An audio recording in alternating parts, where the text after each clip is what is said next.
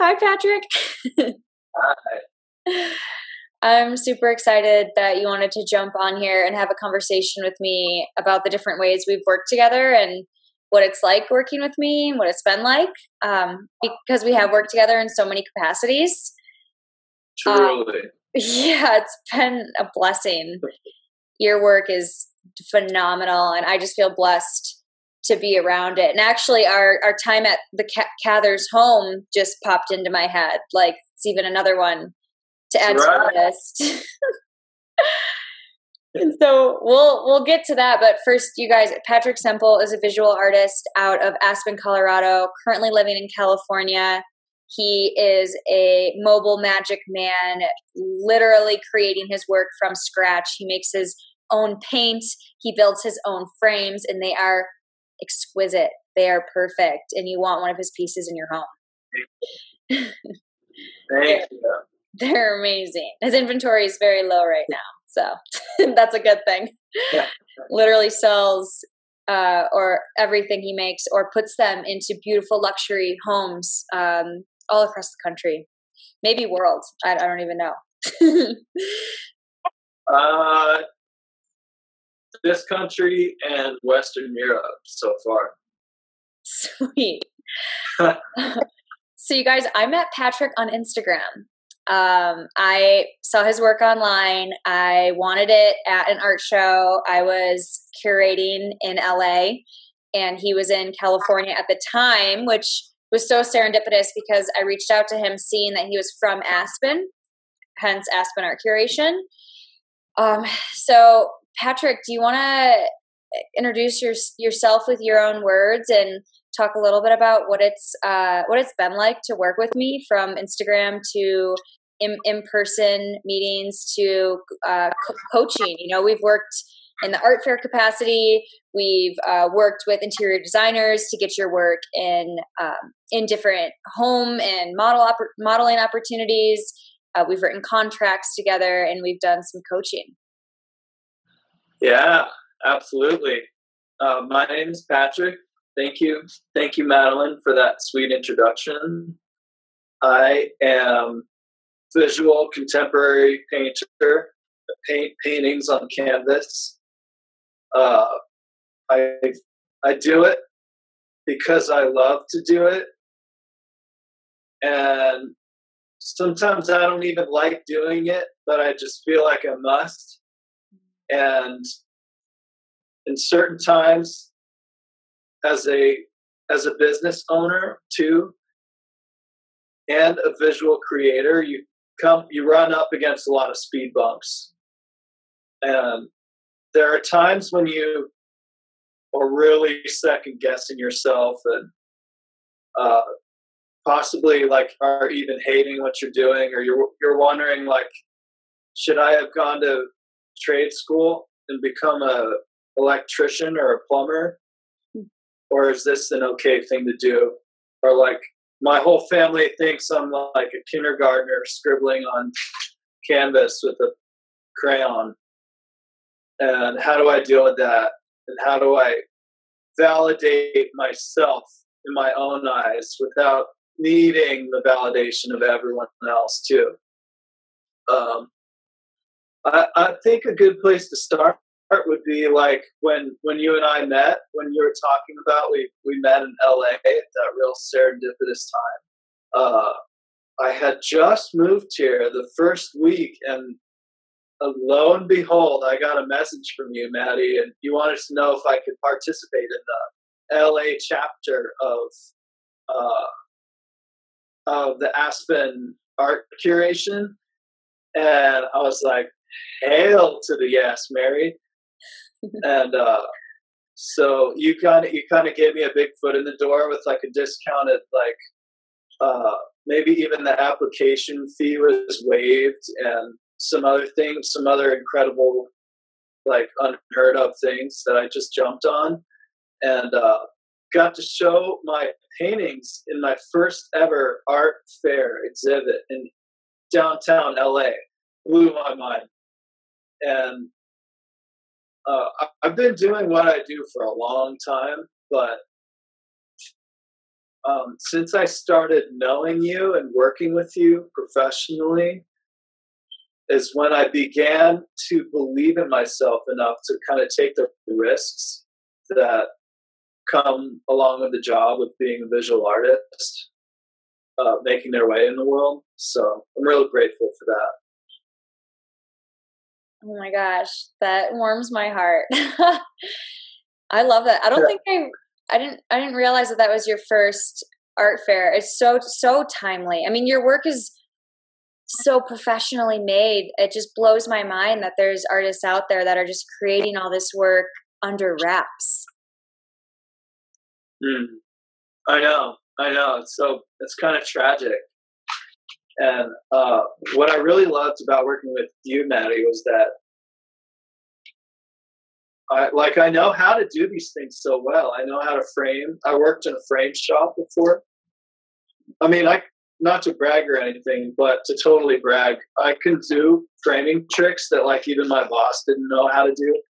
And I know I'm good at it, but there were just so many like voices and ghosts and ancestors or whatever, or myself and my own doubts, like bullying me in my head and telling me that I'm not going to make it or I'm not going to fail before I even fill out the submission for the art gallery or before I even email the person to get the big thing.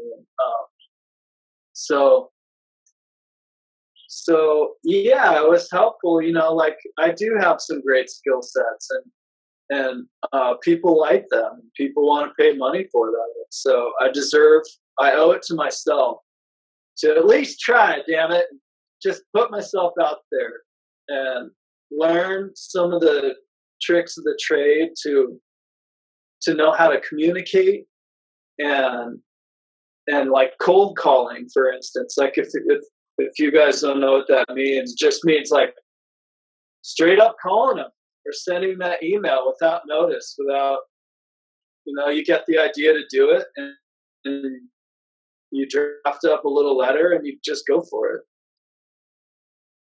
And so did you get this newfound confidence to do all these things, cold call and kind of like show up front facing to the world as a professional artist after LA, or was it after our coaching sessions?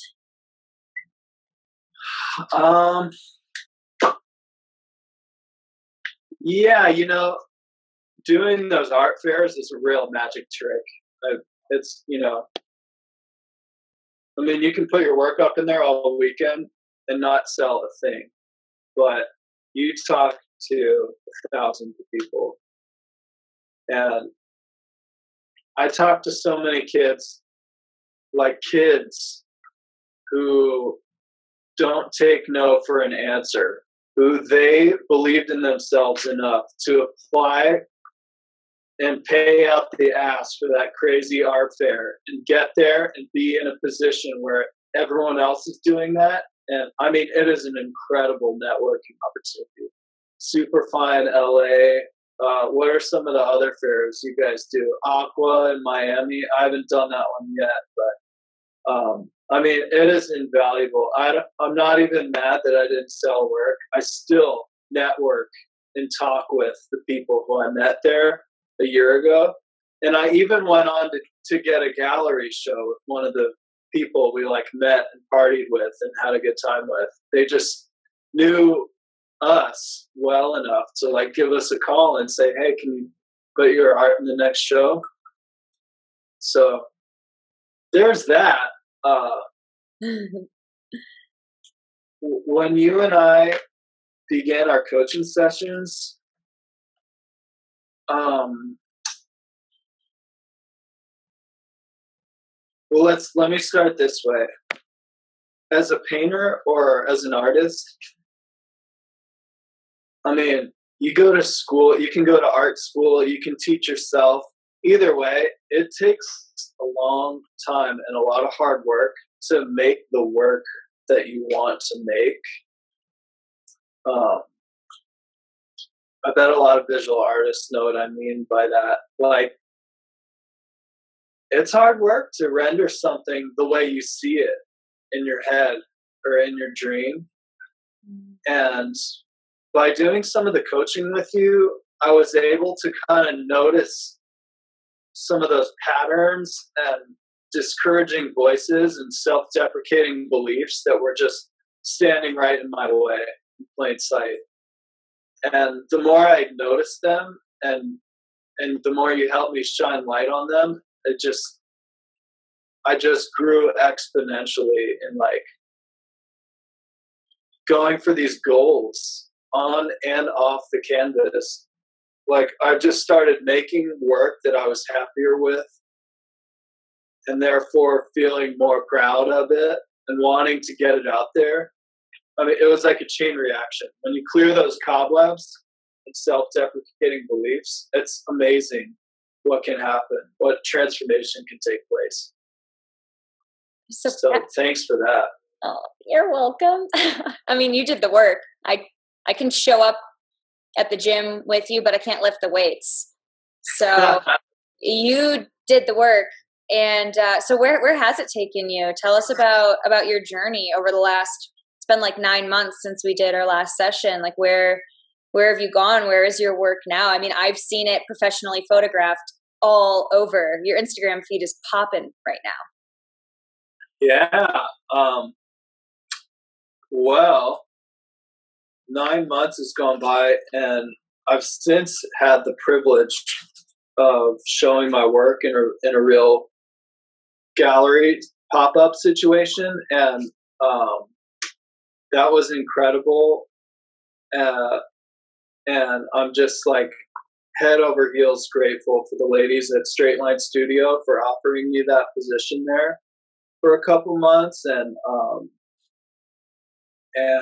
that opened a lot of doors. I don't think I would have come across that or would have been offered that opportunity if I hadn't known how to like hone my Instagram art skills too. Because kind of like what you and I were just talking about, like, I mean, before the quarantine and stuff, and especially now, but even before then, like your social media presence just speaks miles about you, whether you like it or not. I mean, you just got to hone it in and clean it up and plan it out, take nice photographs. And I can't stress the importance of that. It's like the way you see the painting that you want to make in your dream. And how are you going to translate that with like a shitty, like crappy paintbrush and like hand finger paints or like things that you don't care about? Or are you going to like really carefully like approach it and like plan what you're going to do and like have the nice canvas laid out and have your nice space? Like it's one and the same. You got to put a lot of care and creativity and love into your social media presence, because it'll just reflect your life as an artist and what you're ready for. Like what kind of opportunities are you ready for? I mean, I could make 1,000 analogies, but that really helped me out. You and I coached on a couple different occasions on like how to do that, how to do your social media, and so that's a big part of it. And I'm sorry, I lost track of what we were talking about. Just all of the different things that have happened to you in the last 9 months and how your work has gone from, it's very front facing right now. Like different companies are professionally photographing your work. People are buying your work. People are asking for commissions, and you're able to hold that like strong, sturdy role as a business owner and make incredible work and your own frames. Like you are literally doing two things that are very different. You're doing them both really, really well right now. Thank you. Yeah. The partnerships that I have with businesses and with art people are both the fruit of my labor of people reaching out to me, and 70% those are people who I cold called and emailed out of the blue, and I just said like, hey, I love you guys and I love your work and I want to be a part of it. Like, there's this killer interior design company, Guest House, from Boulder, and I was just for months on end like scrolling and loving their Instagram, and before I talked to you, it never even occurred to me like, why don't I just reach out to him and see if I can work with him. It didn't even occur to me that was like a dream of mine.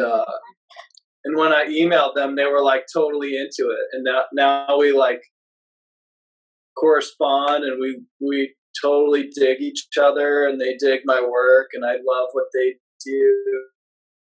It was all because I built up the courage to like contact them.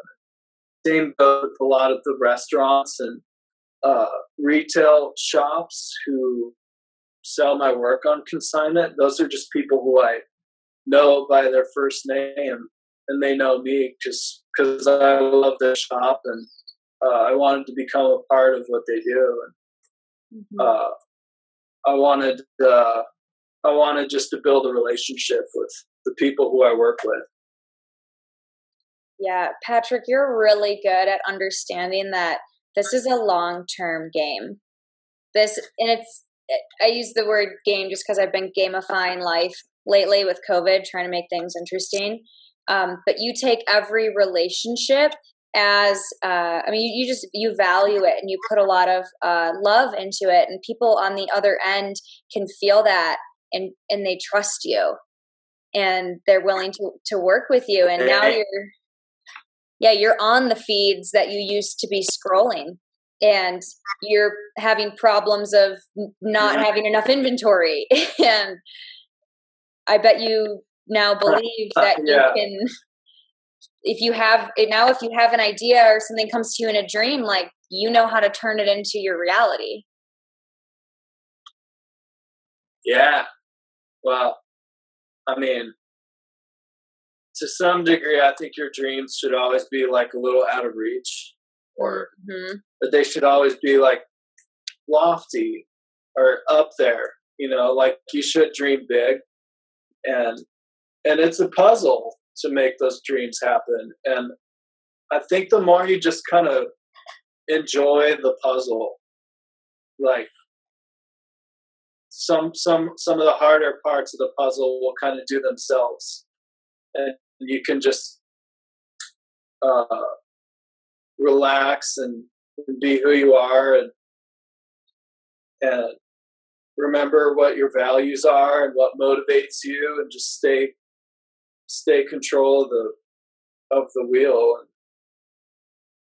and keep talking to people and keep building relationships that you love. I mean, I like to have business relationships with people who are like, there's a real reciprocation of trust and of reverence, and like we just want to see each other succeed, and we want to see each other go so far and go big. And it really helped me to work with you and like figure out, like, okay, what do my business relationships look like? Like, are those relationships I want to have in my life, in my circle, that I'm happy with? And that makes a big difference too. Yeah. So this has been amazing life advice from you to artists. I feel like anyone who's watching this has already gotten so many juicy nuggets. And like, honestly, just the fact that you've brought up cold calling and like shared your percentages with people, I hope that you all go out there and give it a go on your own. It's as simple as, like Patrick said, and I love your work. I love what you do. I'd love you to check out what I do, and just see where that relationship goes. And so that's taking action over anxiety. And I'm wondering if there were any fears that you had to overcome before we started working together, because you put you put down quite a bit of money to get life and business advice from me. And so if any, what fears did you work through to make that next step and investment in your business and your future? Oh, you know what? Yeah.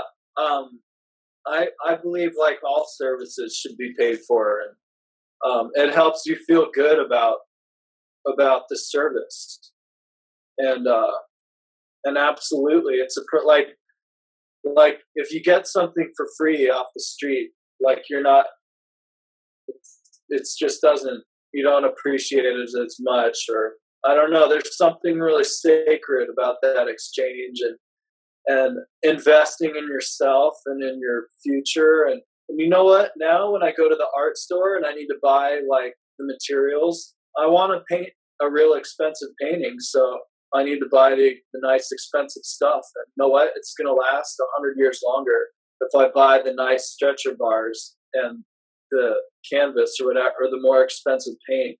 It's just how it works. Like bigger fish, bigger pond, bigger fish, whatever. Yeah. Or like, yeah, I'll take an extra hour out of my day to like make the paint or grind the pigment that I found on a hike and like make the paint. So, because that's another selling point, or it's like another dream of mine that I want to manifest. You're so cool. I love it. Oh my gosh. The pigment that I found on a hike. You guys, Patrick's the real deal. Okay, so I have another question for you. What is my congruency like? I mean, this is how I'm presenting myself on camera. Am I any different in person? What does congruency mean? Sorry. Congruency is like that, what, like your actions, what your words line up with your actions. Like, can you trust me? Like, how is my communication online, offline, in person? How do I show up? Can you just, because people that don't know me in person yet and are literally meeting me through Instagram or watching this because they want to work with me, but they're on the fence as to whether or not they really need to, like, what can you tell them about me as a human? Well, I think you're fantastic. I think you show up and you're real supportive. You're a great friend and a great person to work with. You outline exactly what it is you want to address and do, and we make a list and we work on down the line and get to all of those things. We don't even leave stones unturned.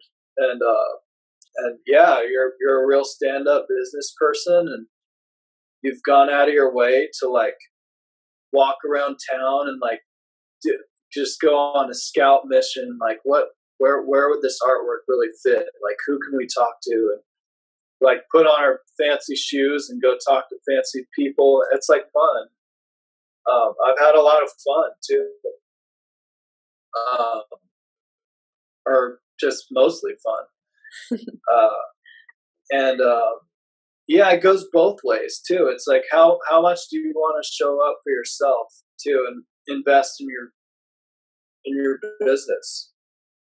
I mean, what if you're like it's like any business. What if you're like a bakery downtown? Like you want to get the nice flour for your bakery, and you want to like hire a window washer to clean up your storefront. And you have to do all those things for yourself and show up for yourself too. Yeah. Oh, I love the fun factor. I have a free training coming up, and I'm using the word fun because in my marketing, because it is fun. It gets to be fun. And when I wake up in the morning and I label things immediately as things I don't want to do, I'm not setting up the stage to have a very good day. But if I have my 10-minute computer breaks every 50 minutes and I turn on music and I dance, like in quarantine, I've been dressing up every day. I love how you said put the shoes on. I forgot about Jour de Fête too. I went to Jour de Fête yesterday. Yeah. We've had a lot of fun. It's fun brainstorming and thinking about all the different things that you can be and the places that you can go. Yeah, no, it's fun. It's like, I don't know.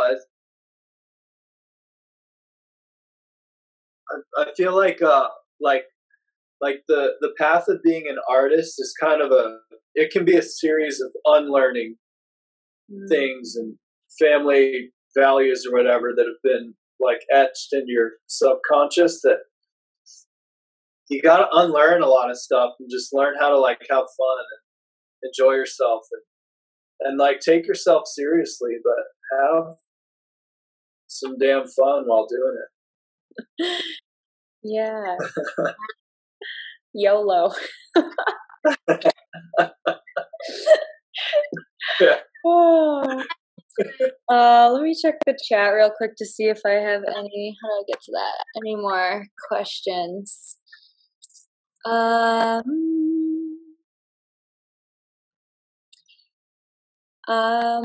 Okay, so my last one. I mean, you can just give any sort of like life advice to artists. I'm curious if you know of anyone providing a similar service to mine. I think it's really important to be totally transparent. And if there's anything else that you've seen that's been helpful for you, like, please share it right now. I do not believe in competition, like only collaboration. So if there's anything else you want to tell artists, and then also why you think working with me was a unique opportunity for you. Oh, yeah. Well, it was a unique opportunity because I don't even know anyone else who does what you do, and I'm just so happy that you exist and that you want to create this space for folks to come in and learn and help themselves. And I think it's amazing.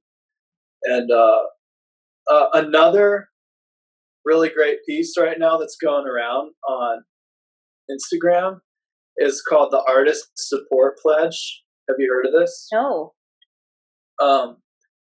It's like the coolest, most badass DIY thing. It's like a red background and white type. It says hashtag Artist Support Pledge. Okay. And you just like screenshot that picture and post it with any of your artwork. And the name of the game is you sell a piece of art with hashtag support pledge in the description. The piece has to be under $200. And once you earn up to $1,000 in all the work you've sold with Artist Support Pledge, then you have to buy someone else's art piece. That's so cool. Yeah. And I know people, like so many of my artist friends are like doing that and selling their work and like making bank. And I know a few people who have like since made that mark and like since bought like a few other pieces of art with the money they did with Artist Support Pledge. It's just kind of like a no strings attached. Like it's like you don't work for anyone. You just sell your own work on Instagram. Like I don't know what the ramifications are of that, but it's just kind of a cool thing to like get in the spirit of and a reward to look forward to. Like, cool, I made the mark. Now I get to buy someone else's art. Yeah. So. Oh gosh, my dream is to own a piece from like all the members. I mean, it is an honor to be able to buy art from an artist. So that's cool. They're like, okay, make your money first, and then you spend a quarter of that or a fifth of that on someone else. I love that. I'm gonna look it up. That's great. Yeah. Let me tell you, Maddie, too. I'm really grateful that you provide this service because until you came along, I didn't know. I felt like so in the dark with like.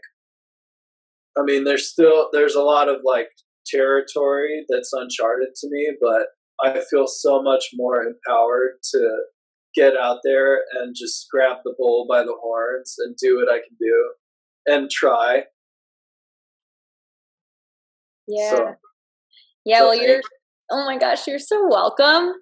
Your success rate has been, or conversion rate of like cold calls to responses is incredibly high. And I think that is in direct relation to just how you show up and how you present yourself as a person. I mean, you really had to overcome some fears and some darkness, it sounds like, to stand up and say, no, I am here. I am obligated to not only create, but to make sure people see what I'm making. And didn't you just tell me someone from Germany like wanted life advice from you recently, and you got on a call with other artists have been asking you like, how are you doing this? Yeah.